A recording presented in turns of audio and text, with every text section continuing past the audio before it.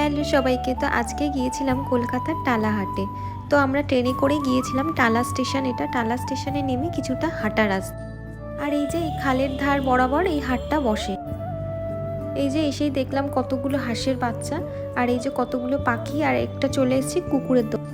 আর এই পাপ্পিগুলোর বয়স প্রায় 1.5 থেকে 2 মাস হবে। কুকুরের দোকান খুবই কম ছিল। এইগুলো হচ্ছে পায়রা। পায়রা অনেক প্রজাতির এখানে ছিল। রবিবার করে প্রায় ভোরবেলা থেকে এই হাটটা বসে। এই যে নানা রকমের মুরগি, পাখি, পাখিদের খাবার, অ্যাকোরিয়ামে সাজানো নানা রকম পাথর, এছাড়াও ছিল নানা রকম গাছপালা বা ফুল গাছ। ফুলগুলো কি কালারফুল, দেখতে খুব ভাল লাগছিল। আর এই অ্যাকোরিয়ামের মাছগুলো খুব সুন্দর লাগছিল দেখতে। এত কালার, গোলাপের এত ইউনিক কালার ছিল যে দেখার মতো।